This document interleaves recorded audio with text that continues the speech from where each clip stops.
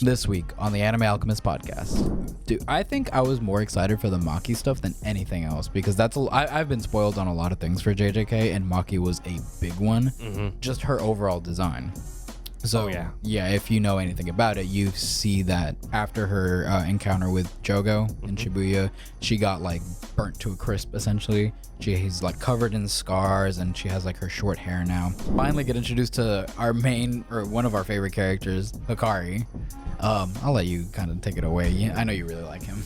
So goddamn much, man. Like, if there was a cool character in this fucking series, and you guys are probably like, "Oh, Toto was great. We loved Gojo." They're great.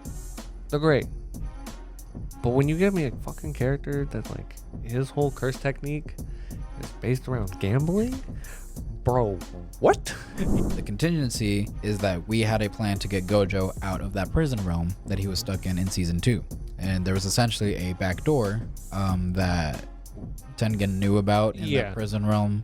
And honestly, I'm not even fully aware of how they got him out because it's been a little bit now. Do you remember?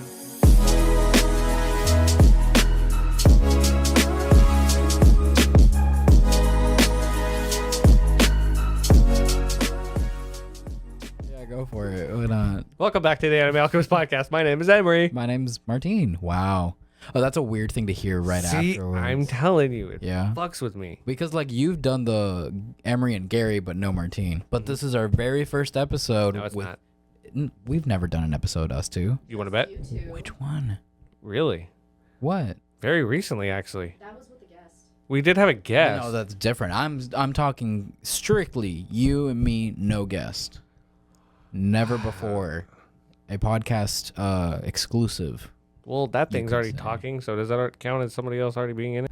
Appreciate you guys for tuning in, whether it's on Apple Podcasts, Spotify, or maybe you guys watching on YouTube. Drops every Thursday. Make sure you guys like, subscribe, turn those notifications on. If you guys are new here, we like to talk about anime, typically. But today's going to be a special episode where we're going to talk about mostly Jujutsu Kaisen manga. Yeah, man. I mean, for anybody that knows, like, we obviously are big JJK fans, and we also have been keeping up with the manga for probably like a year now or so. Or me, at least a year, you longer. Almost 2 years now, yeah. Yeah.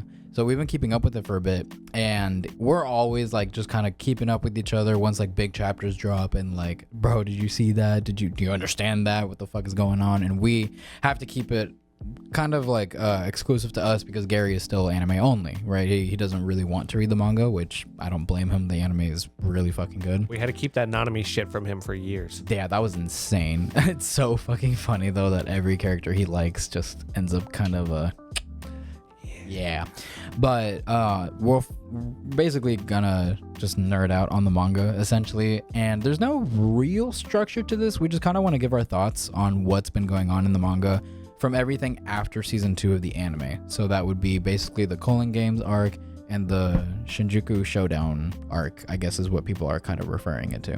Oh, okay. Yeah, that's kind of the name that I've seen being thrown around more often than not. So, massive spoiler warning for anybody who does not read the JJK manga. So if you don't want to know anything, this ain't your episode. I'm sorry. But if you want to know stuff and you want to know what "nah, I'd win" means, this is the episode for you. Oh, fuck. Yeah. Also, if you want discounts on your GFU, use code spoiler warning. Get you 10% off on your order. Yep. Also, use our link, get you additional discounts. Yeah, double discounts. So click the link, use the code. I think something I didn't put down, but like we should probably just talk about first because I think it's probably my favorite thing that happened immediately after the Shibuya incident, and that's Mommy Maki. Okay, that's probably not appropriate, but like she's a child. Yeah, I understand. I understand that, but like seeing what she does afterwards is that's pretty immediate after after the anime stuff ends. It's like him and Yuta kind of showing up, right? Yep. So those are like the two main things that happen right after the anime. We get reintroduced to Yuta, which is that main character from the movie Zero, the JJK movie Zero. Who plays a very, very important role in the overall story. And then we get to follow Maki's journey after her incident in Shibuya. She got cooked. Quite literally. But Dude, I think I was more excited for the Maki stuff than anything else because I've been spoiled on a lot of things for JJK, and Maki was a big one. Just her overall design. So yeah, if you know anything about it, you see that after her encounter with Jogo in Shibuya, she got like burnt to a crisp essentially. She's like covered in scars, and she has like her short hair now. And after that, we follow her and her journey with the Zenin Clan, basically, kind of like her seeking out more power, or just try to be stronger so she can kind of keep up with the threats that are coming, especially after Kenjaku did his whole fucking thing. And boy, that was so fucking fun to read, actually. And I love that Gege made her a very important character and didn't just kind of like cast her to the side like some of the other side characters. She is vitally important to most of the story, in my opinion, because she ties in the Zenin Clan. Do you remember how she got her power?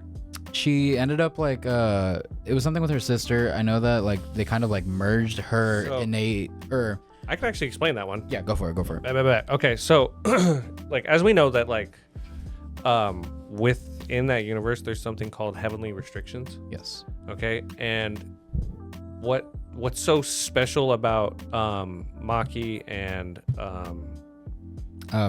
May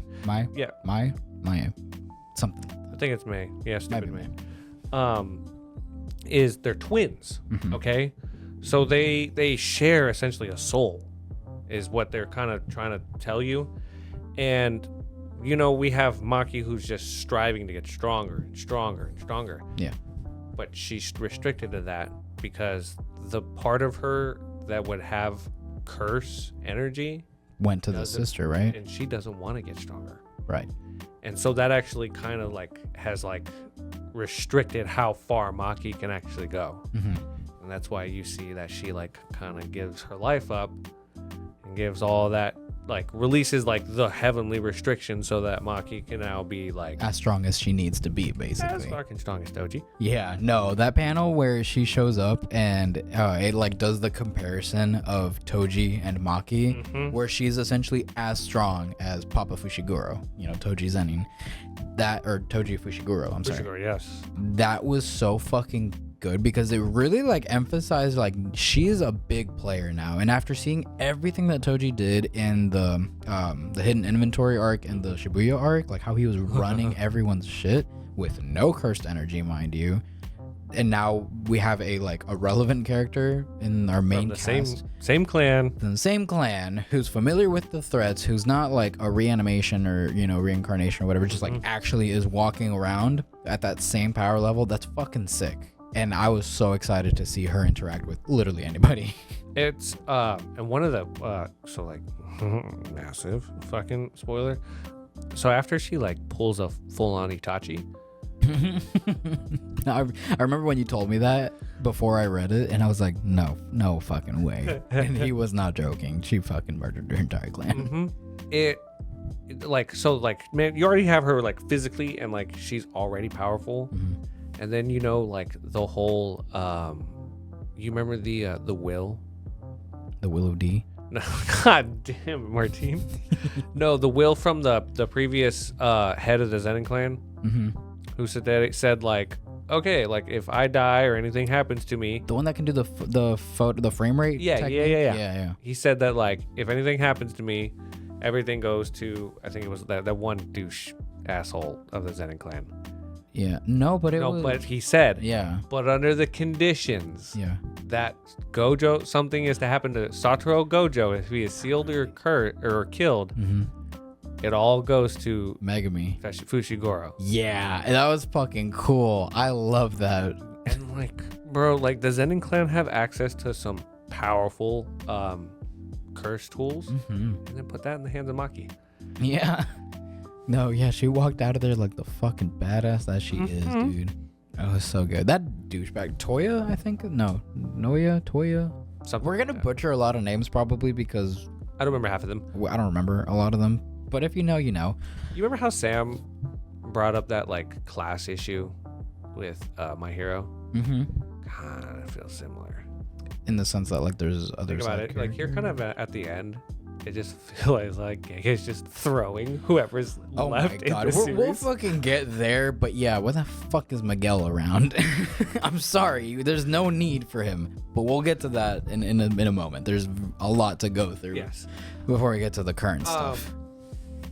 Okay, so I think after the Maki thing is the Master Tengen thing. Well, we also need to talk about Yuta and Itadori kind of finally meeting. Yeah. So that's actually something I'm really excited for in the anime. Same. Because they actually fight a little bit. We get a little bit of Yuta versus Yuji, and that's something that like I didn't know I needed until I saw it, and I'm like, oh, this is fucking sick. This is like two of Gojo's like prize pupils. Yeah, prize pupils like going at it, because like the end of the season in the anime ended with Yuta saying, I'm gonna kill Itadori, right? And that's like the cliffhanger. But then as we like keep reading and the story progresses, we learned that it was kind of just like a front.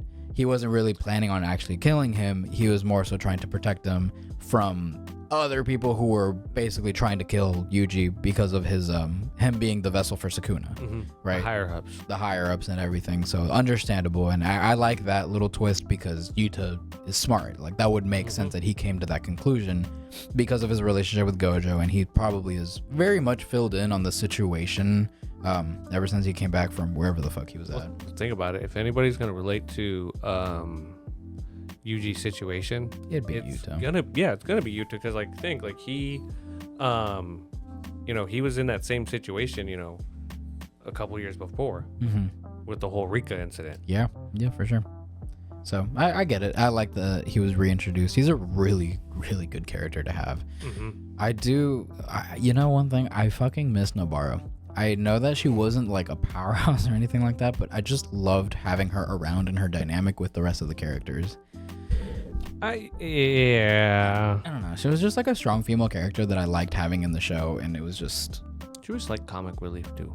Yeah, she did provide some comic relief in a sense, but she was also like capable. Like she didn't ever feel like someone that needed to be saved all the time. She could handle her own most of the time, and she kind of like was the one holding the trio together. So I think that's kind of like more of a metaphorical theme, that like as soon as we lost Nobara, everything kind of just like went into chaos basically. So that's pretty unfortunate.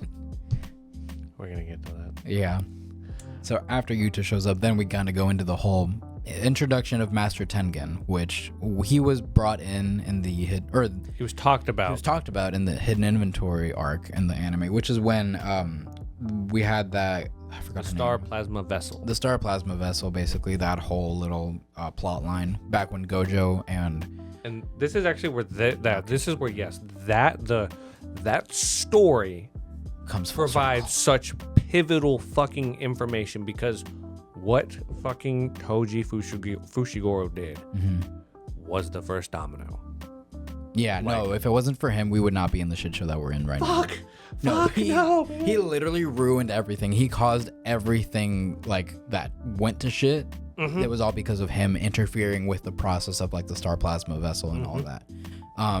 So if you don't really understand what the whole Star Plasma Vessel concept is and what Master Tengen is, Emery's going to explain it in a way that I think makes a lot more sense.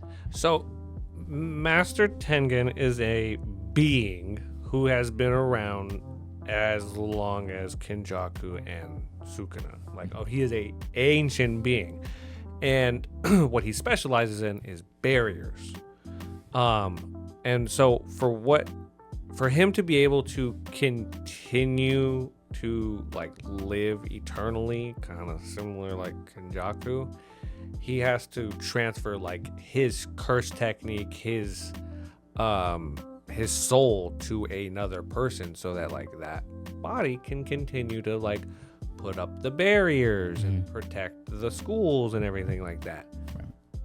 But due to the fact that he didn't change bodies, he essentially has become a curse himself. Yeah, his body kind of is almost deteriorating, or it's transforming because of the sheer amount of cursed energy. Yeah, he's essentially what happened to Sukuna.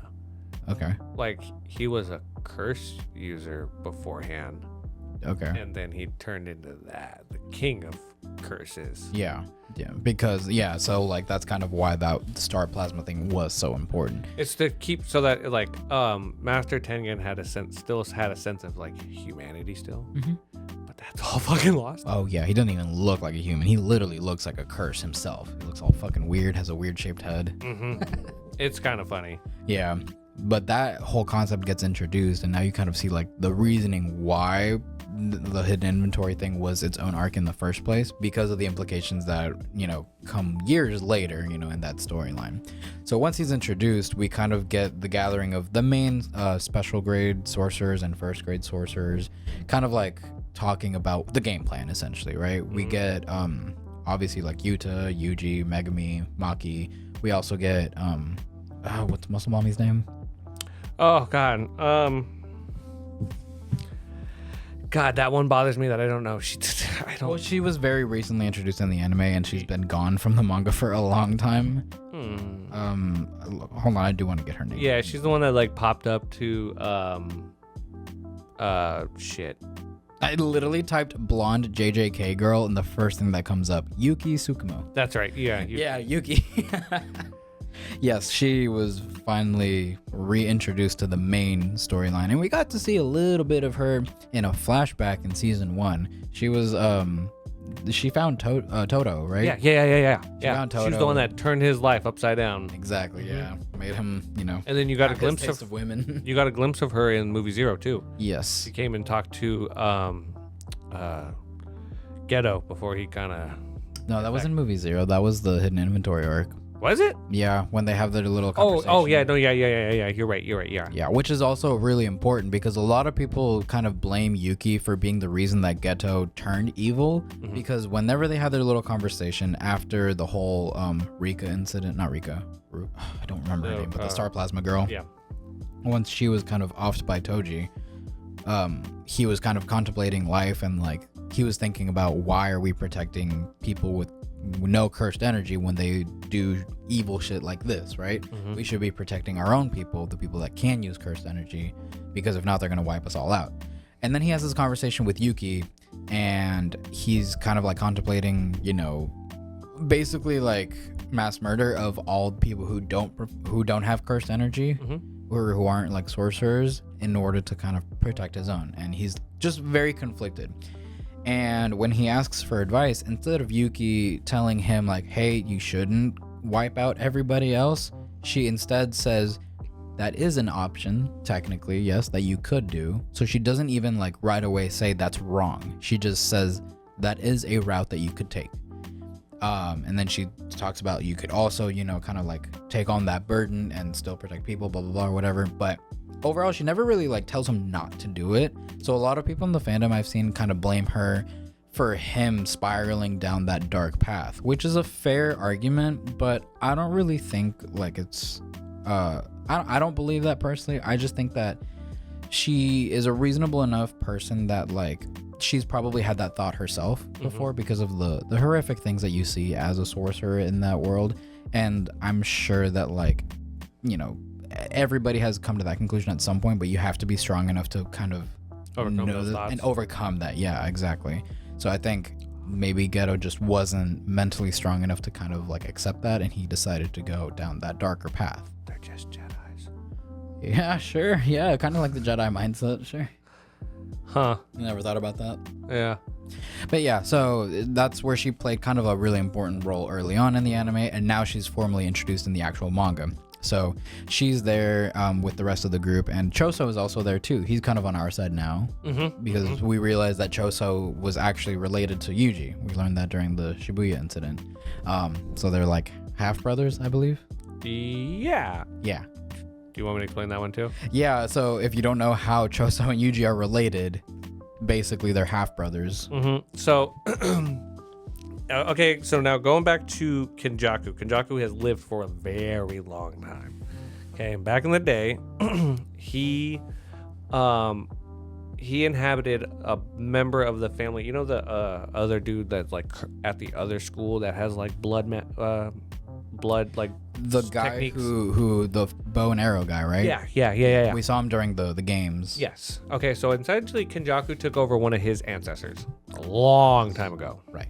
and he essentially had this lady. He would get her pregnant, and they would have I think it was like 9 or 12. How many? Of the cursed paintings. Yeah, it's like 9 or 12 different stillborn children, and those all turned into curse techniques. 9. Okay, so 9. Yes. Those all turned into forms of curses. Okay, now years or decades later, Kenjaku takes over Mama Yuji. Yeah, Yuji's mom, essentially, which was fucking wild to learn. That was a weird plot twist. Yeah, that's a big spoiler too. Sorry. We have said spoiler warning enough. If you're in here, you're in here for the long run. And so, like, they're not. I mean, they're they're kind of blood brothers, but they're more cursed brothers. Yeah, they share. I guess relate like a similar soul. The kinda. Soul and their energy essentially is what makes them related, because they are both spawns of Kenjaku in a sense. They both have that lineage to him. So that's kind of what makes them related. They're not exactly. There's some form brothers. of direct, there's some form of direct offspring of Kenjaku. Yeah, exactly. So that's kind of the bigger plot twist, essentially, is that's why they're related. And then you kind of like understand that once they kind of get into it, and Choso starts explaining his whole like visions and stuff that he had of his other siblings, and like seeing Yuji in there, and like that's kind of what pieces it all together, which I thought was kind of interesting. I thought it was very cool, especially the way they did it in the anime. I thought that was very well done. Oh yeah, no, the anime did it fucking really well. So that's a very major plot point, especially for things to come a little bit later, more currently in the manga, which affect Yuji and his capabilities, his techniques that he learns, but we'll get to that in a little bit. As they're all there kind of discussing the game plan, it's kind of determined that Yuki and Choso are going to stay behind and protect Master Tengen, essentially, while the culling games are going on. They're essentially kind of the strongest people around, so they're the most capable to protect him, because Master Tengen is the target. Kenjaku is essentially going after him, because if he can take out Tengen, that makes the rest of his plan a lot easier, because there would be no more barrier. Right? So I guess this is a good time to kind of explain what the culling games even is, and what, I guess, a loose plan that Kenjaku has, like what he wants to do. I mean, to really like put it in very layman's terms of Kenjaku's plan, is he just wants to create a world of curses. That's the best way to put it, but it's through means of like knocking different pieces off the chessboard very strategically. Like the culling games is like a really good mixture of like Hunger Games with what's that other fucking one that was really popular back? Squid Games. Yeah, kind of. Like it's just it's an orchestrated plot by Kenjaku to put people in specific areas and separate them in order to get to other people. Yes. It's just a master plan. It's super complicated, really, and it's, in my opinion, very hard to just describe.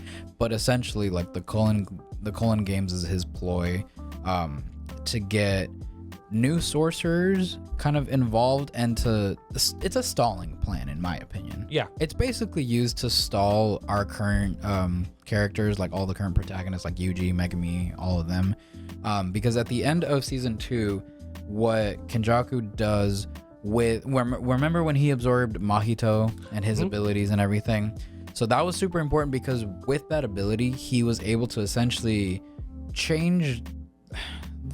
kind of changed the world, basically. Yeah, right? No, he changed a lot of shit in the world. Yeah. He basically he had a select few people that he's personally interacted with throughout his life and his long ass history, where he had kind of implemented previous sorcerers, like Jujutsu sorcerers, Oh, I'm gonna fucking butcher this explanation because it's a very complicated. Okay. So like, JJK. you know how this is just maybe to help explain it. You know how in the second Guardians of the Galaxy, how Ego was going around and like putting pieces of himself in like other worlds, so that like that was a way for him to expand himself. Yeah. This is more like Kenjaku was putting like curses or curse techniques, like essence of a curse into people, so that when this happened, they would activate essentially, and they would kind of take over the body of those people that were imbued with those curses, basically. So it was kind of like a contingency. It was only possible because I already forgot his fucking name. I hate him so much. We all hate him. Mahito. Like, because Mahito had become like so well versed in his curse. Like, if he hadn't reached he that, had awakened too during his fights with Yuji and Toto. His powers got stronger and stronger as he was fighting, and Kenjaku was kind of waiting for him to get to the point where his ability was able to do something on that scale where he could like convert or transfigure the entire world and control people's cursed energy. So once that happened, that's when the moment when he absorbed him and consumed his powers and stuff, so he could essentially start the chain of reaction of his plan. Yeah. And once he did that, he awoke all of those previous sorcerers, like was it Kashimo, for example, and some other ones that we see. He awakens all of them and people that have been around already. One of the people being very important, Megumi's sister. Megumi's sister was one of those characters that was also imbued with cursed energy prior to. So once that awakening happened, her body was essentially taken over by a previous sorcerer, and we didn't know that at the time until makes sense why she was sick that whole fucking. And it makes sense why she was sick. The other half of that plan was also basically awakening normal people who always had the potential to learn cursed energy, essentially giving them the knowledge on how to use it and how to create their own cursed techniques. So if anybody on Earth, and specifically Japan, if they ever had the capability to do it but just weren't even aware that that was a thing, now they know. And so it's weird. It's like they knew like their entire life though. It was secondhand. It was like breathing. It was like I feel like I have been doing this. Yeah, it made it like seamless that they could just do it now all of a sudden, which that was very complicated to me when I first learned about it. I'm like, where are these people coming from? Where have they been?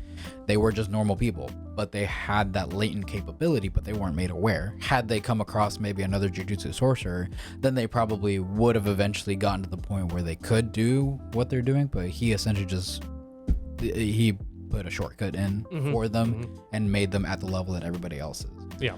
Which you could argue is kind of like a fucking ass pull, but whatever. A little bit, but I mean, like, I get why they pulled, because, like, remember, like, Mahito's, like, ability was to, like, transfigure the soul. Yeah, it's idle transfiguration, so he could manipulate souls and adjust that. So, I guess you can make it make sense. But essentially, that's, like, the big thing that Kenjaku does in order to kind of start the Culling Games. And once the Culling Games starts, he essentially separates most of Japan into different sectors, right? And he makes everybody that has cursed energy and cursed techniques able to join as players, right? There are certain conditions that they have to meet, I believe, and there's a lot of rules, and this is kind of on us. We probably should have had the rules on hand so we could explain it. Probably. But you can kind of look it up if you want, because if not, this episode would be like 3 or 4 hours. Dude, the rules are complex. Yeah, it's very complex, but the entire arc of the Culling Games kind of just fizzles down to our main characters getting separated, encountering all these new sorcerers who have recently been awakened, or these previous sorcerers from Sukuna's time who have been reincarnated essentially into living people now. They encounter them and then they fight because it's shonen. Why not? Because why not? And there's some fucking cool fights. I won't even lie. We get some really, really dope character interactions. One of my favorite actually being Yuji versus that lawyer guy. I forgot his name. That was a good one. Yeah, that one was really cool. That character gets the ability to essentially pass judgment on people, right? And since he's a lawyer, his cursed energy is based off of that. So his domain is like a courtroom, essentially. Yeah. And so fucking kind of broken too. Like, essentially, he can charge somebody of a crime, and they do like a legal proceeding essentially in that domain, and they get a chance to even defend themselves, right? And if they're able to prove their innocence, then they're good. Literally nothing happens. But in that domain, you cannot like attack. You cannot have any acts of violence or aggression. It's literally just you have to defend yourself in a courtroom. It's like impossible to attack someone in that thing, which is crazy to me, but whatever. That's why they had to get rid of him so early, because Sukuna would have not been able to do shit against that. Like, that's what I'm saying. That's such a broken ability. This is the thing that I have with JJK. Gege is so creative about the abilities and powers that people can have, but sometimes he makes them so fucking broken that, like, had he kept them alive in what's currently happening, there would be no story. Like, he either kills them off because their powers is too convenient, or he just makes it where the other character has, oh, but I have a counter move that I haven't used up until now. That's essentially all of JJK. I don't mind half the time. At this point, I'm just kind of here for it. But he has a habit of doing that. That guy would have been perfect to take on Sukuna, though. I'm saying, he even was there, but they end up fucking killing him off before anything can really happen. Yeah. And it's just like a constant thing. How many times have you seen that meme online where it's like Sukuna saying like, oh, my anti-insert ability here technique. I haven't used this since the Heian era. Oh, yeah, that's a really good point. Son of a... It's always that. So that's something that's a little frustrating, because like as cool as these abilities are, it just doesn't really amount to much in the grand scheme of things. I digress. That ability itself is still really cool. He ends up fighting Yuji, and I love this part because he essentially accuses Yuji of murdering all the people in Shibuya. Yep. Right? When in reality, it wasn't actually Yuji, it was Sukuna, right? But Yuji is so like conflicted with those thoughts of like, no, it was my body, like it was me. He realistically could have argued that it was Sukuna and not Yuji that performed those murders, and he would have been found innocent because that's the truth. I don't even remember actually how that ends. I don't either. I just know that was like the concept of that fight, which I thought was really dope. I'm surprised we've gone this long without talking about him. Hakari? Yes, you're damn fucking right, bro. I was just about to say, we finally get introduced to our main, or one of our favorite characters, Hakari. I'll let you kind of take it away. I know you really like him. So goddamn much, man. Like, if there was a cool character in this fucking series, and you guys are probably like, oh, Toto was great. We loved Gojo. They're great. They're great. But when you give me a fucking character that, like, his whole curse technique is based around gambling, bro, what? Yeah, no, this shit's fucking crazy. And I'm sorry, there ain't no way you are on the internet, you're a JJK fan, and you have not heard, always bet on Hakari. Like, that's a fucking thing for a good damn reason. Yeah, at that point it should be a slogan. How long is it? Is it 4 minutes and 13 seconds? Something like that, yeah. Yeah. He even has a whole TikTok song dedicated to him too. Oh my god. There was a song that for the past like year and a half had been like popular on TikTok, and someone made a fantastic like manga edit to it, and it was a Hakari edit where he would like perform his domain and do all of his ability and stuff. It was the Tuka dance song or something like that. I think so, yeah. And it was just like unanimous now. Every time you'd hear it, you would think of Hakari to the point where and the jackpot and his domain and everything. And I'm not gonna lie, I'm not even gonna begin to try to explain his technique because fuck, it's complicated. Okay, there are 4 different like essentially items in his domain, and they range from different colors. Each color has a different aspect. Each item has a different aspect. Getting a certain like some of the more rare ones is what leads to a jackpot. It is very complex. I'm sure the anime is going to portray it a lot better. But what essentially happens during a jackpot though is Hakari is like filled with so much reverse curse technique that his body just naturally, like, he doesn't know. He actually has no innate ability for reverse curse technique. Yeah, he doesn't know how to manually do it. Yeah, not like, how like Gojo died and then like, he brought himself back to life. Like, he does not know how to do that. Doesn't like if he lost his hand, no, he would have to go to see fucking what's her name and have it put it back on. But during a jackpot, because he is so overflowed with reverse curse technique, his body just does it for him naturally.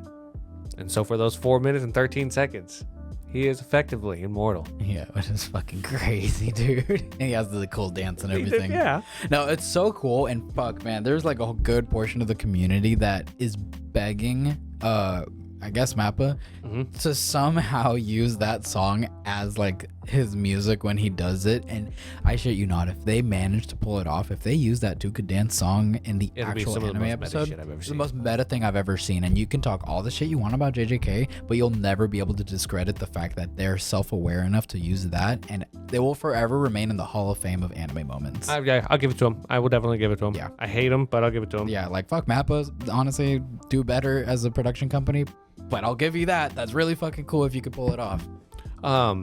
Yeah, I don't know if it's still out there, but there is like a what is it called, where you get a bunch of people to sign something. Oh, like a like the petition thing. Yes. There's a name for it. Oh shit. I'm pretty sure it's a petition.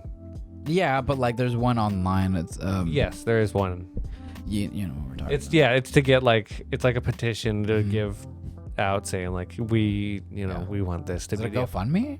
No, not really. GoFundMe is gonna be more like donation based. Yeah.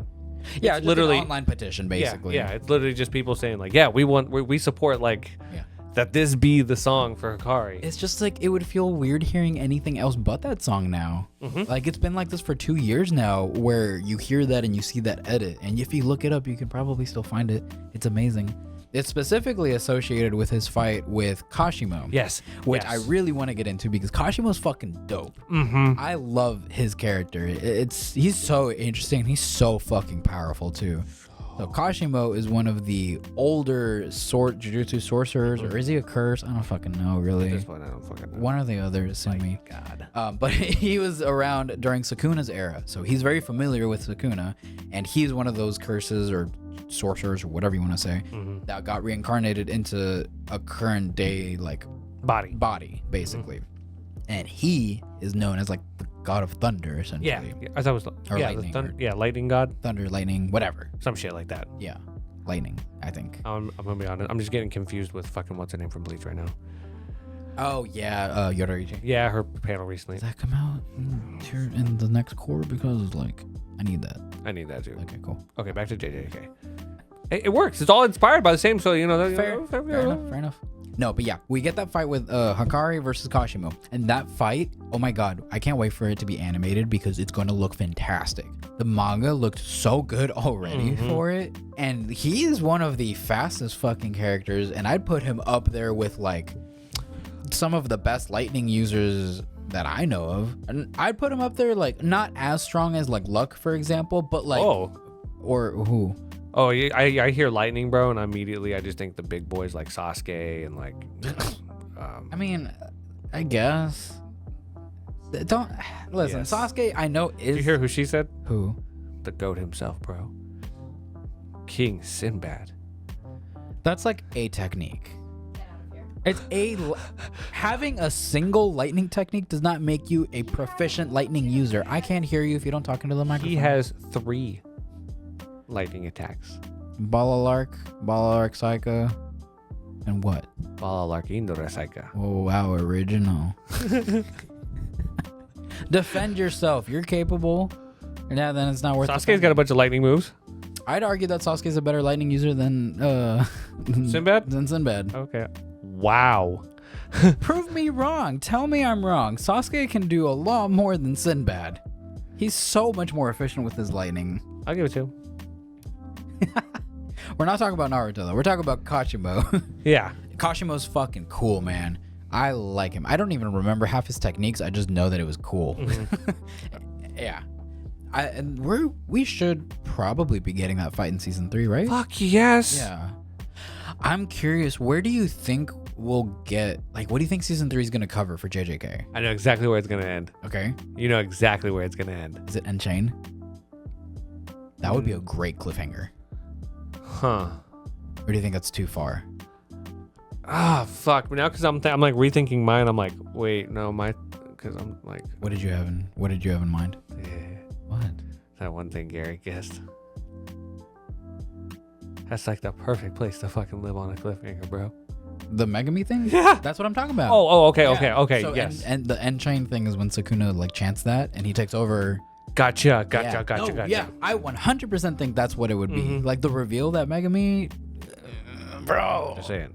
Sukuna takes over Megumi. Yeah, when Sukuna takes over Megumi, that is like one of the biggest plot twists in anime. Like I'm putting that in my personal Hall of Fame that I never saw coming. Had I not been spoiled, it probably would have been a lot higher. But holy shit, that's a way to leave a cliffhanger and have people begging for a season. I'm so glad I was alone that day. Yeah? Oh, dude, I screamed. Did you read it when it came out? Yes. Oh my god. And it's so crazy because just those words, like, that's like the turning point of the story. End chain, because like end chain refers to Sukuna and his deal that he made with Yuji. So back in season 1, when Sukuna took over his body, it was after he ripped out his heart. Yeah, after he ripped out his heart. He ripped out Yuji's heart, and he was fighting Megumi at the time. And in the domain, in his head or whatever, he's talking to Yuji, and he basically offers him a deal where he says that he'll save his life, because I mean, as soon as they switch, if Yuji doesn't have a heart, he's dead. So Sukuna offered to save Yuji's life on the condition that at any point when Sukuna chants the words end chain, he can take over Yuji's body no matter what. And the second condition is that Yuji wouldn't remember this deal. And Yuji, not really having a choice. They agreed to it, and it was whoever won that fight. It was whoever won that. Yeah, whoever won the little confrontation in their head. And as soon as Yuji agrees to it, fucking Sukuna goes and just like cuts him in half or cuts his head off or whatever. I don't know. So yeah, but we didn't know that was the deal. But that's what gets explained once he chants those words in the manga. And we realized that the reason he wanted to do that was because he was waiting for an opportunity where he could take over Megumi and have him be his vessel instead of Sukuna. And that's fucking crazy because Gary actually guessed that a long ass time ago. Because if you pay attention to the first season, Sukuna was obsessed with Megumi. Yeah. And then if you watch the second season, he's still obsessed with him. He was, he's like, oh, like, let me heal Megumi, like, he can't die. And then, when he bust out his domain, he made it exactly big enough to kill everything except for Megumi. Yeah, the fucking domain literally reached, like, right before Megumi. Like, Megumi was just literally on the floor recovering from his fight with Toji. So, like, there's so many his fight from Toji? What are you kidding me? He got backhanded by Maharaga. Yeah, he didn't even get to.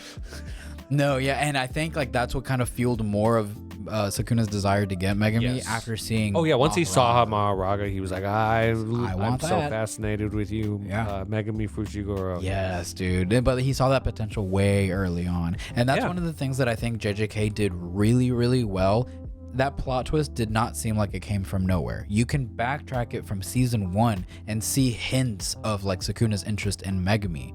And honestly, it was good enough that like Gary was able to guess that, and he's really perceptive. I gotta give him that. Like he's super. He guessed that. Honest to God, like as I was reading it, pretty current, and like he guessed it. I mean, fucking years before, because it dropped in like 2020, the first season, and he was saying it in 2020, and it came out I think in like 2020. Yeah, the manga's significantly ahead of the anime. It's like maybe 2 years ahead, if not more. So props to Gary, man. I don't know if you'll ever hear this episode, but if you do, congratulations, man. I salute you. It was fucking crazy. I don't know how you do it, my guy, but you are the anime god. You are Gary, who has seen all the anime. But yeah, so that is essentially the biggest plot twist of JJK. Well, one of the biggest plot twists of JJK, where Sukuna takes over Megumi's body, and that's when shit really hits the fan, because Megumi has so much fucking potential that Sukuna saw it and saw more potential in Megumi than he did in Yuji, to the point where he was like willing to just essentially break a finger off, force Megumi to eat it, transfer all of his essence into him, and then from there on we never saw Megumi again. there was no switching back and forth the way we see Sukuna and Itadori. It's only Sukuna in Megumi's body. And Sukuna, being very familiar with cursed techniques, cursed energy, and then seeing Maharaga firsthand, considering that he can beat Maharaga, he's able to use Maharaga the way he was probably intended. Yes, like all of Fushigoro's like other shadow techniques. You know what I realized? We glazed over completely. I feel like we glazed over a lot of stuff, actually. We did glaze over a lot of stuff, but we glazed over something I'm sure a big part of the people listening would like information on. We completely forgot to mention how like there was a plan the whole time to release Gojo. Oh, yeah. Gojo's been sealed for a while. He's been out of the story for a minute. So when he comes back... Well, that happens after the Megumi stuff, so... Like very... Yeah. Shortly after, isn't it? Pretty shortly after, yeah, because they find essentially like a back door to that prison realm that he's in, and that's kind of like, Master Tengen. We should talk about Master Tengen and how he like. He is the one that gave the plan to release Gojo. Yeah, well, because like he's not around obviously anymore. Like he had a whole fight with Kenjaku. When Kenjaku pulled up, he had to fight Yuki and Choso at the same time, and that was a really good fucking fight. Actually, I'm excited to see that animated too, because we finally get to see what Yuki can do and everything. And she's fucking strong. You understand why she's a special grade. Yeah, no, she earned that title for a reason. I'm not really gonna get into what she can do. You'll just have to watch and figure that out, or you can Google it. I don't care. But they lose. Big time. Which is it's bullshit how they lost though. Kenjaku should not be alive. There's a black hole, my guy. Okay, yeah. Survived that? How does that make any sense? You live for fucking... Shut up. I don't want to hear it. Like... No, dude. I mean, you don't know all the different bodies he's like inhabited, the different techniques. Bro, this could be a technique that he like took over and inhabited fucking, years before, bro. This is bullshit. Absolutely not. Like, I mean, when you realize like how many, like babies he's just pumping out into different centuries, safe to say, he's related to everybody. Listen, all I'm saying is that Gege is the master of ass pulls. Big time. Big fucking time. Like, that's one thing I'll give JJK. Keeps me guessing every time. But nobody can tell me that JJK wasn't inspired by Naruto at this point. Oh, yeah. Yeah, I'll give you that. Well, that whole protect Tengen plan does not work. Nope. We lose a lot of characters in this manga, so if you're attached to anybody, good luck. And I'm talking anybody. Any fucking buddy. So we basically lose Yuki during that fight. We surprisingly don't lose Choso, though. I'm surprised he made it out alive. I think it was needed for the stuff that comes later. So that was more of like a plot relevance thing. So, okay. But I was sad to see Yuki go. I feel like she didn't get as much of like enough time to shine, in my opinion. Same. I think she could have she deserved a little bit more screen time, and I would have liked to get to know her more. But that's besides the point.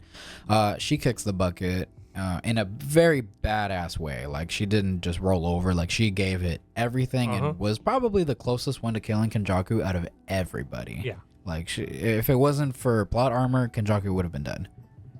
Yeah. I think the villains in JJK have more plot armor than the fucking heroes. Yeah, no, I'd be like that. Yeah, which I gotta give. You know something about that, don't you, Bunny Lord? Madara. Yeah, for real. Until fucking Black Zetsu shows up. Exactly, that's how you ride out of it, bro. Yeah, and plot armor turned off. I mean, well, once Tengen is gone, essentially, that kind of shifts the fucking story. What was the point of getting rid of Tengen again? That releases restrictions on what Kenjaku can do to the world and shit. Oh yeah, because with that barrier, he wouldn't have been able to kind of convert everybody into curses, so he needed Tengen out of the picture. Okay, and I'm sure there's a very basic way of explaining it. I'm sure there's more detail to it. Yeah. But essentially, that's kind of what you need to know. So after all that, and after Sukuna takes over Megumi's body, shit hits the fan. Everybody's freaking out, but the contingency is that we had a plan to get Gojo out of that prison realm that he was stuck in season 2. And there was essentially a back door that Tengen knew about in that prison realm. And honestly, I'm not even fully aware of how they got him out because it's been a little bit now. Do you remember more so? No. Okay, so we're just gonna kind of.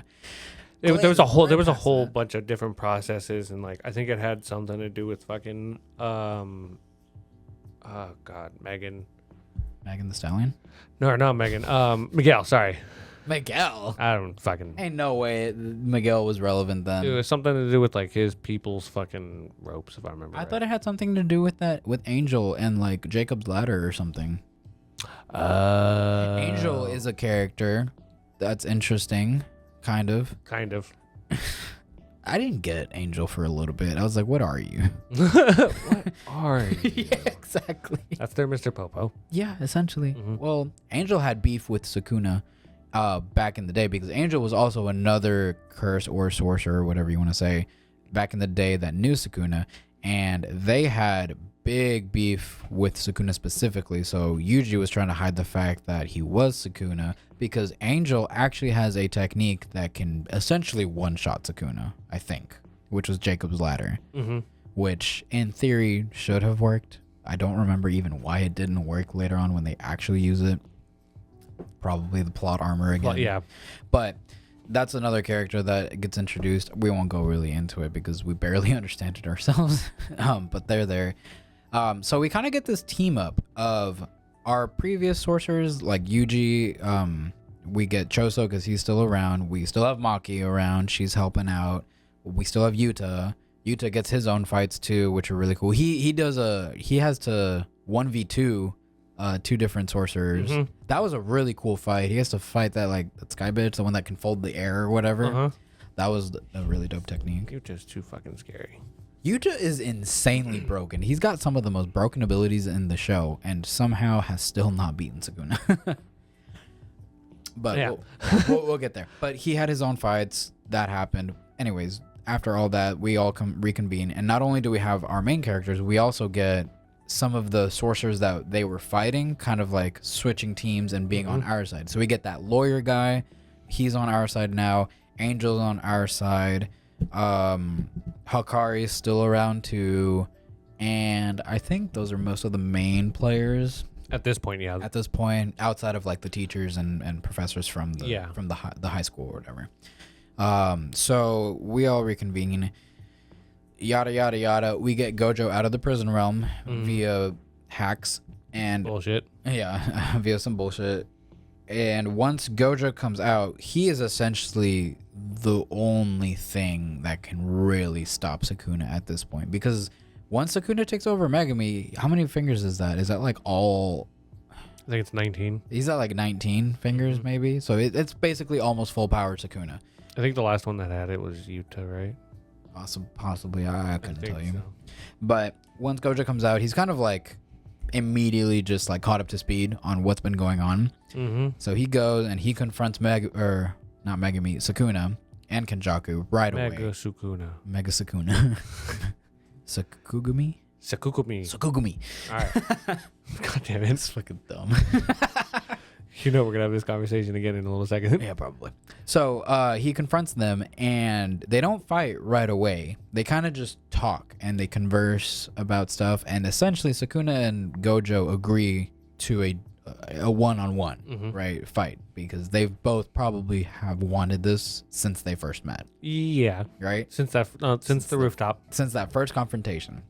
So they agree to do their 1v1 a few months down the line or something to give them like prep time or something like that. Some shit like that. Yeah, I think it's like a month in advance, a month or two. And once they end up having that 1v1, or before that 1v1, that's essentially like a little training arc that we get for everybody else. Mostly Yuji, actually. I feel like him and Yuta would probably be the ones that benefited the most from their little training arc. And we don't see most of it, actually. It kind of just skips over it, and we jump to the date of Gojo versus Sukuna. We learn what happens in that little time skip after the fight with Gojo and Sukuna, which we'll touch on a little bit later. But this is the other main portion that I've been dying to just kind of like talk about because it's the biggest thing that has happened in JJK probably up till now. We get Gojo versus Sukuna.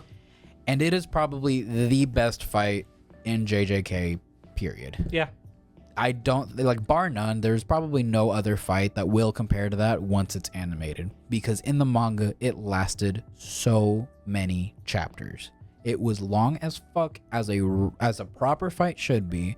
It covers everything, and we see the two strongest characters in the entire show go at it 100%. And fuck, that was insane. Can you say that Sukuna was going 100% after Well, seeing what he's done recently? Okay, at 99%. He fucking tried, man. Like, bro, he created a whole new one. He what? Didn't he? Never mind.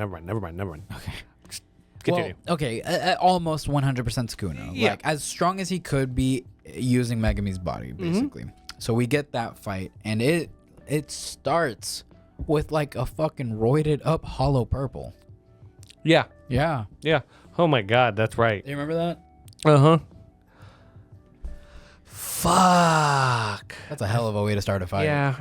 And it wasn't even a regular one. He had he was charging it up, and then he had the blue-haired teacher lady with the scar on her face. I forget her name, but she has a curse technique that essentially amplifies someone else and someone else's curse technique. So she does this whole like ritual dance thing or whatever, amplifies Gojo, and he charges up that hollow purple, flicks it across the city to where Sukuna was standing on top of another rooftop, which was a really cool scene. It was a good one, yeah. And that hollow purple travels so insanely fast that Sukuna was caught off guard. He was like, oh, fuck. And like has to actually brace himself to not die right away. Because that, if he had not been paying attention, that would have been in the game. That would have been into the game. Like they're going at it right away. There's really no holding back. But we get into this fight, and I think one of my favorite things about Gojo versus Sukuna is the fact that we get such a good combination of curse techniques, but also just straight up hand-to-hand combat. Yeah.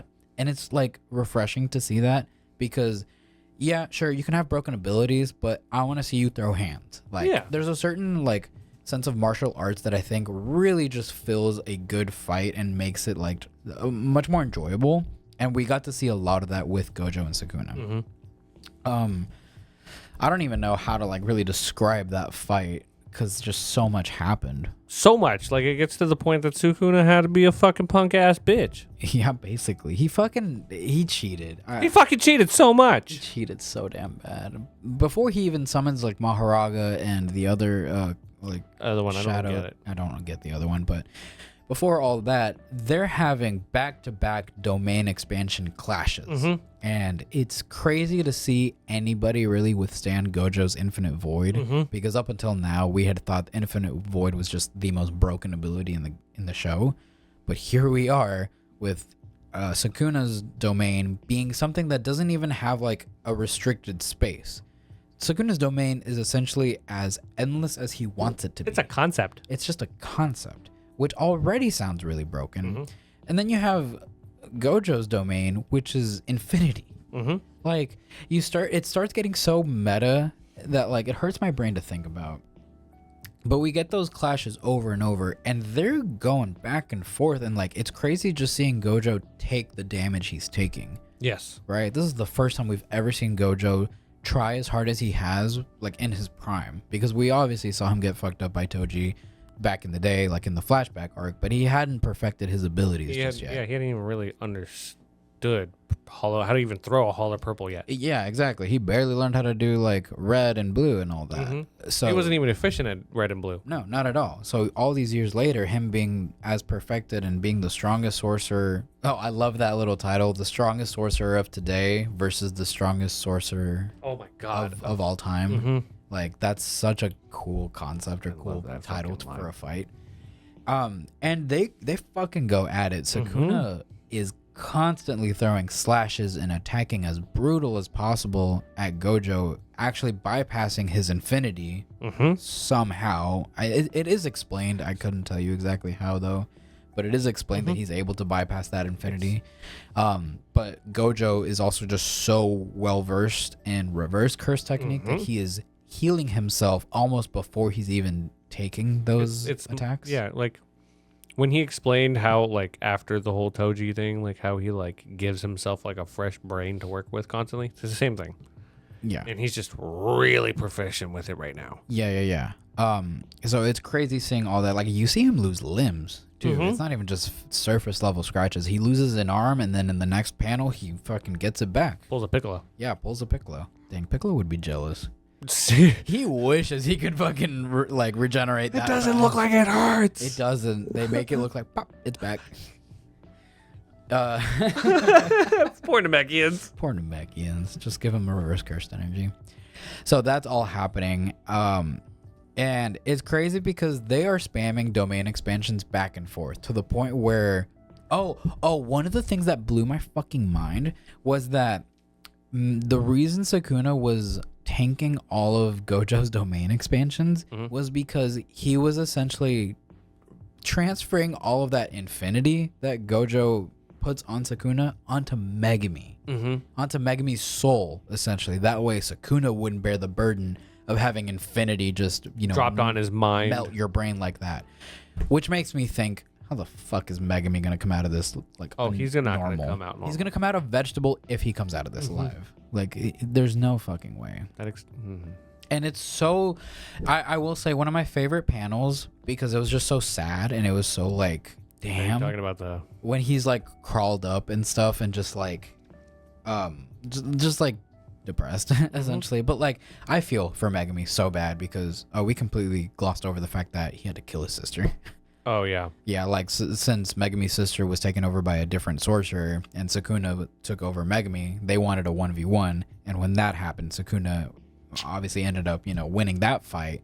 But if you see it from a surface level, you see Megumi killing off his sister. And after that panel, you see Megumi just, like, kind of in tears, just in pure darkness, like, realizing breaking down because he couldn't do anything to control his body. And after all those years of trying to protect his sister, he wasn't even able to do anything to stop it. That was really painful. Think about it. He's kind of got like a Hulk kind of situation going on. Yeah. Oh, we're like Bruce Banner versus like the Hulk and stuff. Yeah, like it's a whole nother person that took over your body and just threw you in the trunk. Yeah, that's exactly what happened basically. It's really sad to see that. And not only that, just seeing Sukuna kind of keep transferring most of the pain and most of the infinity attacks that he's tanking from Gojo onto Megumi's soul in order to keep lasting in this fight just makes you wonder, like, damn, like, that poor kid. I really don't think he's going to make it out alive, but we'll see. I mean, crazier things have happened. But Ain't that the truth? Yeah. But we keep saying all that until it gets to the point where basically Sukuna just decides to fucking cheat and pulls out Maharaga and another shadow that we hadn't been introduced to before, which was also really strong, actually. Yeah. And I don't even remember what that one was called. I don't either, but I think it has to imply with how creative you can be with the shadow technique. I'm sorry, I'm having massive deja vu right now. Like, we've had this conversation before. We've had these phone calls, so I know, but like in this very situation where like I'm sitting here, you're sitting there. That's definitely impossible because we've never been here. Exactly. I'm so sorry. It really threw me off. It's like in another life. As the words were coming out of my mouth, I was like, "This feels weird." You're good. But I think like when somebody who isn't a fucking, egg white, planned ass piece of fucking toast like Megumi, you can create better fucking shadows. Well, you have better control over the shadows at the very least. Yeah. Yeah. And like, I mean, yeah, it makes sense Sukuna could pull something out of his ass. Yeah, so it ended up being a 3 versus 1. And Gojo was still holding his own. Yeah. This is what makes me think that like it was rigged from the start, because had it just been Sukuna versus Gojo, I still think Gojo would have won. Right? Oh, I never touched on the whole "nah, I'd win" thing. That whole meme essentially just comes from like, the overconfidence of Gojo talking to Yuji when he asks him, like, if it was you versus Sukuna, like, who would win? It'd be tough, but I'd win. Spoiler alert, he did not. Okay, yeah, we're just gonna, Well, because that's kind of towards the end, like the end of that fight, we get Gojo versus Maharaga, that other shadow, and Sukuna. And Gojo actually does really fucking well in the sense that he one-shots that other shadow, right? Which did not last very long. I don't even remember that shadow's name, but it was very, very strong. It's still a terrifying thing. It's Yeah, easily like special just, grade. Like just under Maharaga, but stronger than all of his other shadows that we had seen up until then. So that thing gets blown away, and he ends up destroying Maharaga too, right? The first ever member of the Gojo clan to successfully defeat Maharaga. Mm-hmm. And now all that's left is Sukuna, but fucking Gojo is gassed out. He has been spamming domain expansions, using his infinity like nonstop, using his six eyes technique to its fullest in order to keep up with everything. And he does some really like crazy techniques where he like throws out, I think, a red and makes it like go around they use their environment a lot, which I think is really cool in a fight. I love when they do that because it makes it feel more realistic. He uses his environment and essentially sends out a red that at first glance looks like it misses Sukuna, or like he dodges it, but using its own gravitational pull essentially like makes it spin around and then it like comes back around behind him. And as it's coming around, then he fires the blue, right? And as they're both going towards Sukuna, he dodges them, but then they converge And turn into the purple, which does hit him, right? And that purple does hit him, and that's kind of where it ends.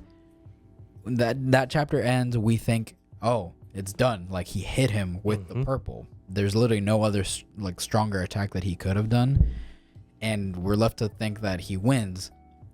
Psych! Come next chapter, we're immediately thrown into not even a flashback, more of like a dreamlike sequence where he's talking to Nanami, he's talking to the other guy that they went is their other friend that had passed away. They're all talking, and you're already seeing like those death flags. You're like, oh fuck. Oh, that's not good. And then that chapter ends with Sukuna being royally like fucked. Like I've never seen him look that damaged before, but standing over Gojo's, or half of Gojo's body, because at the very last moment Sukuna throws out his world-ending slash, which is still bullshit in my opinion. What the fuck is even that? That's his curse. Go for it. Explain it. Like, okay, you remember during this is the best way I can like interpret it so that I guess everybody understands it, I guess. You know when Sukuna was fighting Maharaga, and he was sitting there like going like, you can see it, can't you? Like, you can see my curse, Maharaga. Like, that's the truest essence of it. So it's like the purest form of his technique is that world-ending like slash. You know how like there's hollow purple? Yeah. World-ending slash is essentially like for that, like for the slash, yes. So would you say that that's like just a dimension cutting slash essentially? It can transcend like a dimension to the point where it can bypass infinity? Huh. Is that basically how you would picture it? Yeah.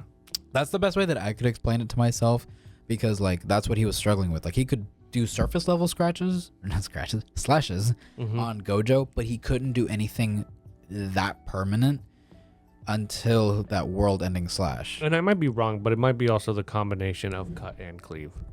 Yeah, I think it's a combination of those two, and it was also just kind of like that perfect timing of Gojo not having enough energy really to stop the damage to where he could kind of like heal himself or something. Like, no, it cut his torso in half, and you see Gojo's dead body on the ground. Like, that's it. So Gojo is dead, and we had thought for the longest time that like, oh, but like maybe he's not dead. You look like, bro, people have memed about him coming back for months. Like, oh, what, what's her name healed him, used reverse curse technique, and now he's good. Or, oh, please, Gojo's back, and, he's a nightmare. No. No, he's dead. Yeah, no, he's like, I can say without a doubt, he is fucking gone for good. Yeah. And knowing how much Gege also hates Gojo, like Gojo apparently is his least favorite character. Yeah, he pulled a Madara. He wrote himself into a corner with a being that was just like so absurdly powerful. Yeah. So yeah, that happens. And once that happens, immediately Kashimo is on the scene. Because Kashimo had been actually waiting on the sidelines. He's also one of the ones that kind of went on our side. He had been waiting for his opportunity to fight Sukuna, because he like also knew him from way back in the day. And they all knew that if Gojo for some reason, would lose his fight against Sukuna, Kashima was the first person to be there because he was ready to throw hands. And we do get a quick little fight with Kashima versus Sukuna. Didn't last very long. Kashima got his shit rocked. Real quick. He died, right? Yeah. Yeah, he did. So Kashima was dead.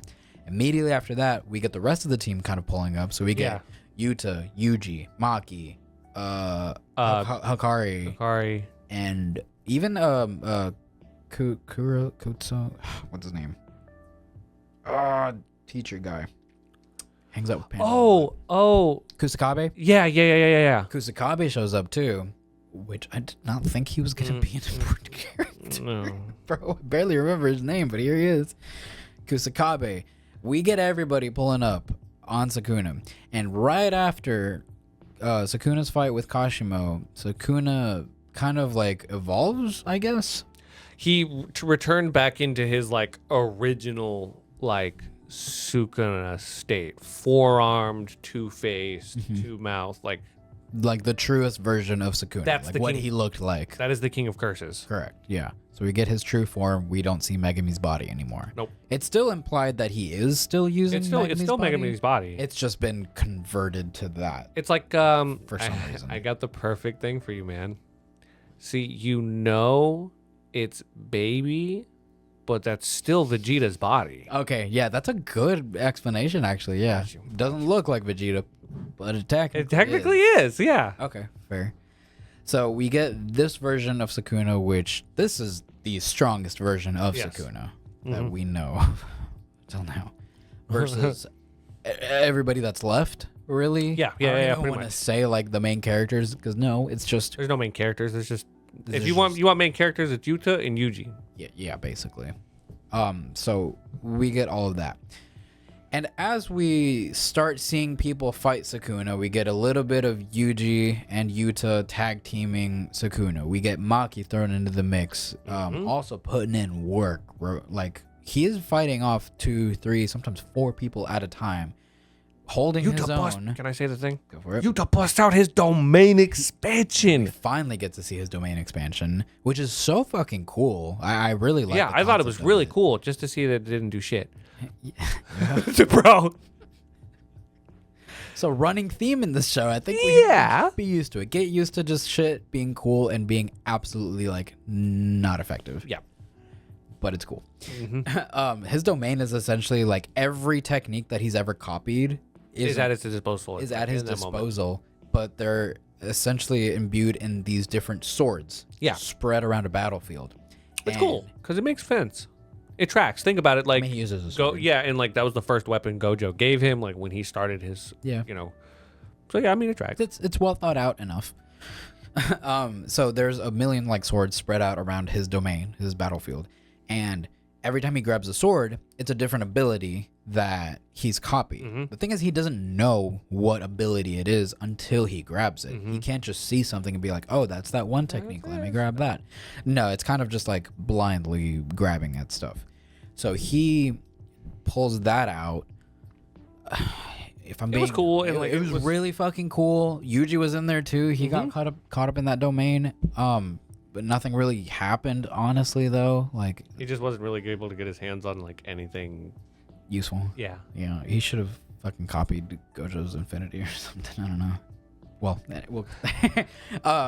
and also as we're seeing these different fights kind of like come back to back to back, we're going back and forth and like having flashbacks of things that have happened during that little month-long time skip. Yes. Before the Gojo fight, but after Megumi was taken over by Sukuna. And we learned that Yuji had actually been training a lot with all of the people around him to perfect his curse techniques, awaken a couple different abilities, and learn how to use reverse curse technique to heal himself on the battlefield.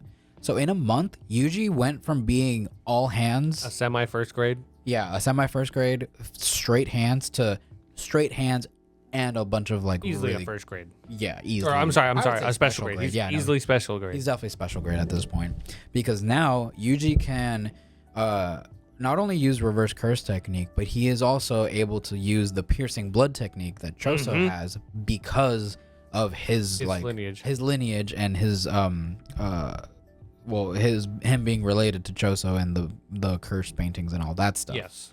So he's able to do that. Honestly, it seems more effectively than Choso, which is pretty cool. I don't know how, but it is. He can also, what else? He could do something else. What did he do? Shit. Oh, he damn near knows how to do black flashes on command, essentially. He threw now. 8 in a row. Yeah, he did 8 black flashes in a row. Okay. Black flashes are really fucking cool, but they definitely lost their luster a long time ago. Like, they're not rare. They happen when they need to. If you're expecting it to happen, it's probably gonna happen. If you're gonna spam it, give me like a 29 hit combo.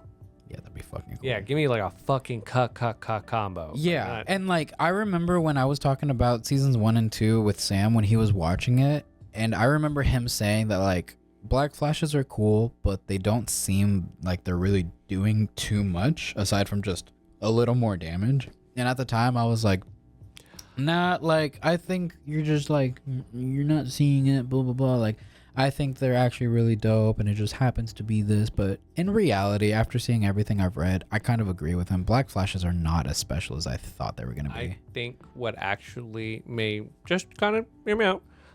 What makes them special is typically who's throwing them. Oh, the person? Yeah, like if you're getting like, homeboy with that wears the mask.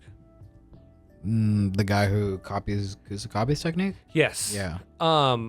Like he throws 1 or 2, and it's like, okay. Yeah. But like, But if like, a they character don't- like that can throw it, then But they can throw it. yeah. But remember, they're just in a certain state of mind that they can throw their punch at the proper, like the precise time of their curse technique, so that like the strike is perfect. Okay. But when you take somebody like Yuji, who has a dumb found amount of curse technique, and he has an iron fucking fist, And he can hit the soul. And he exactly. That's what makes it special for him specifically. Yes. But I didn't even really, not that I didn't care, but like it wasn't even that special when Gojo did a black flash, and he got a few in on Sukuna too. True. Like he did a good amount of them, and it just didn't seem like it really even did anything. It seemed like his hollow purple, his blues, his reds were doing more damage than a black flash. Oh shit. Okay, maybe you're right then. Like it's flashy, it's cool as fuck. I'm not gonna argue against that. I just don't really think that they are as effective as people make them out to be sometimes. I think where they probably fucked it up is like, yeah, anybody can reach that level. It's it's an obtainable skill, but how powerful they get should be determined. You're fine. Should be determined upon like who's throwing them. Yeah. Like yeah, if for Gojo's sure. throwing a black flash, Oh, that's gonna that fucking shit should hurt. put some like maybe not against Sukuna. Like take Maharaga. It'll blow off an arm. I'm sure. Yeah, I want to see like a visual reason why Black Flash is so rare and why it does the damage it does, right? And I think it just kind of doesn't make much of an impact when you see them take a Black Flash, but then immediately use reverse curse technique to reset themselves and be like, I'm good. That defeats that kind of does sound like it defeats the purpose because I thought it was meant to disrupt the curse flow. Exactly, which they did, and that's why I think it works with Yuji the best out of all the characters, because when Yuji performs all of those black flashes, it did stop Sukuna from being able to regenerate and heal himself, right? So that was actually making progress, and it made a difference versus anyone else that's done a black flash. It's just a critical hit, they take a little more damage, and that's it, and then they just keep going. So I think like at this point it should just be a technique that Yuji uses. Maybe that would have been made more sense, but I digress. It's cool and all, but I do have problems with it personally. But it was nice seeing him actually make a big impact on the fight, because Yuji being a part of this fight is what's gonna make or break it. Oh yeah. Like he's the main character, and I've wanted him to be the main character. I've had issues before in the past thinking that Yuji just wasn't really that special or wasn't getting like the attention that a protagonist should sometimes. Sometimes I felt like the side characters were more interesting than our main character. I slowly started coming around to it, and I started realizing like, okay, no, Yuji's actually way more interesting, especially realizing the connection to Choso, realizing that he had to be his own person after Sukuna left, like he had to step up, like those things were great. And we were on a great track until the most recent chapter. Mm-hmm. And in my opinion, like, it's a fucking asshole. He's back, baby. Gojo is back, but not really, because it's Yuta, who copied Kenjaku's technique to transplant his fucking brain into Gojo's dead body. Mm-hmm. And then they use reverse curse technique to, stitch up the halves together, basically. And now Yuta is in full control of Gojo's body and his technique, apparently, except for the 6 eyes, right? Or maybe. Actually, we don't even know. I don't know. We haven't read that chapter yet. As of today, we're only up until the most recent chapter where we get a domain clash between Sukuna and Gotuja? Hey, Bunny Lord. Yuta? What would the combination name be between Gojo and Yuta? Yujo. Yuja? Yujo. Yujo. Yujo. Yujo. Okay. Thank you, Bunny Lord. That was. I'm not gonna lie. Like every part of me was like, "Yeah, he's gonna come back. He's gonna come back." This is not the fucking way I wanted him to come back. Okay. And I think that Gege did it on purpose to piss people off. Yeah, because he effectively you want Gojo back. Here he is. Because he just effectively wrote out like 2 of the best written characters. Mm-hmm. Like I don't getting Yuta back. No, if I'm not mistaken, I think I saw like better translations. I think it's only for 5 minutes. It's only 5 minutes? Yup. I don't think Yuta's brain can handle Infinity. 6 eyes and infinity for that long. Because he's not. Well, it was revealed that they are descendants of the same family. Like they have some kind of lineage together. Like they're clans at the very least. Yeah, but I mean, but not enough to handle all of that power. The Gojo thing, man, really, there's so many different things throughout the series that just like brings up different discussions. Like the first one bringing like what Geto said to Gojo when he broke up with him. When he broke up with him? In front of the KFC. Are you the strongest because you are Satoru Gojo, or are you Satoru Gojo because you are the strongest? Yeah. We're gonna find the fuck out real quick. What do you think? Do you think this is gonna make a difference? No, fuck no. No. Do you think Sukuna's just gonna win at the end of this story? Yes. I don't know if I even care anymore. At this point, I'm just on Team Sukuna. I'm just like, you know what? If anybody's gonna win, it's gonna be the one that's dropping all these bodies. At this point, like Sukuna should have died a long time ago, but he's still here. And if this doesn't work, if bringing Gojo back with his fucking powers, doing another 1v1 against a heavily weakened Sukuna, if this doesn't do the job, no matter what happens, I think we'll be an asshole if the heroes win. Yeah. If Sukuna wins, that'll probably actually make the most sense. Because at this point, he's got more plot armor than any main character I've ever seen. Plot twist, Nobara shows up, throws off his whole fucking soul frequency. I'm not even going to be surprised, bro. Yeah, Nobara's going to be the one to get the fucking Separate finishing blow. Sukuna from fucking Megumi's body. She's like, ever since I met Yuji, I've been planning this technique the whole time. My separate Megumi from Sukuna technique. I haven't used this since the Heian era. Such bull. I fucking love this show and I fucking hate this show at the same time. There was another thing that I saw that got brought up, and it was basically that Gojo was never really a person. What do you mean? He was always a, like, I don't want to say like a plot device, so to speak, but like in their world, he was a weapon. Right. The entire series, he was a weapon in life. And now even in death. Oh, yeah. No, that is actually super deep and philosophical. I like that aspect of it. Mm-hmm. I'm not a fan of Gojo coming back this way specifically. No.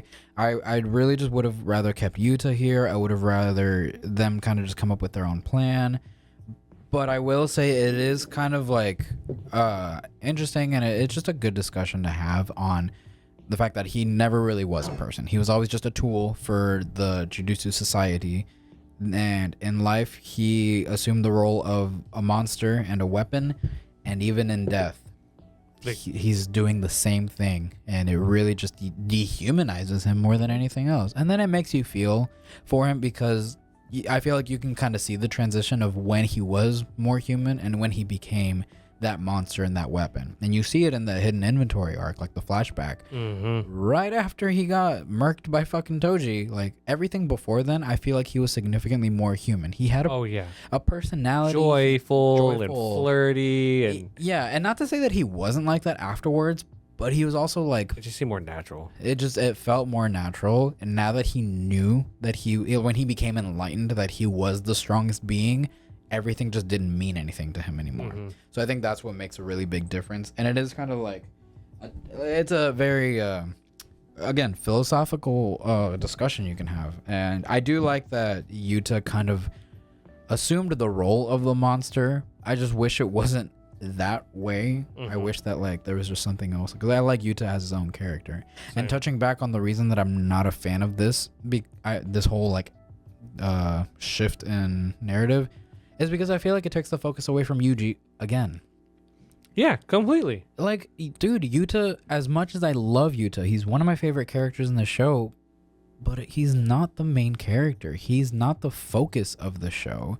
If that's the case, he should have been the main character from season 1. Movie 0. And I understand movie 0 is a thing. Like, that's a fair argument. It is the pretense to the whole story, but they didn't have him for 2 seasons straight, and the show is written around Yuji and his experiences. Yuji is the main character of Jujutsu Kaisen.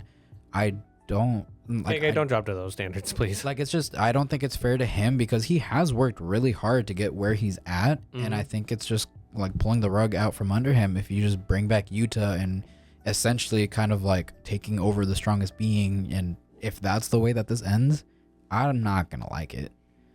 Like, I personally won't be satisfied with it. I'm sure everyone's going to disagree with me. I'm sure everybody thinks it's cool as fuck or whatever, but I don't like it. I really wish it was just, honestly, I don't know what I want, but I just want Yuji to be more of the focus. Even if he teamed up with Yuta and they both did it, that would make more sense. And I'd be more happy with that because they are the descendants and the disciples of Gojo. So that could make sense. But I don't know how the fuck this is going to end or if it's even going to end anytime soon. It just keeps going and going and going. I'm like... Each week, we just get more ass pull. Find out next time on Jujutsu Kaisen. That's For what this real. fucking feels like. Gege learned from the best. Yeah. Oda. But I think at the very least, we should pour one out. What character do you want to drink for? Fucking, are you shitting me? Nanami, bro. This one goes out to Nanami. Yeah. You didn't deserve it, my guy. Yeah, thankfully he died before he had to see all the real shit. Oh, God, it's like band camp. What band camp did you go to? New Mexico one. Appreciate everybody for tuning in. Oh, my God. Yeah, this was really fun. I haven't had a solid manga talk episode in a long time. Like almost 2 years now. Yeah. So if you like this, let us know what you think. If there's other manga you'd like for us to talk about, let us know. Maybe we read it. Maybe we don't. You never know. You never know. If you want Bunny Lord and Martine to do a One Piece manga talk, you should let us know in the comments. Yeah. Please consider it, Bunny Lord. It'd be a lot of fun. But appreciate everybody for listening. Make sure you guys like, subscribe, turn those notifications on, and Alchemists out. Alchemists out.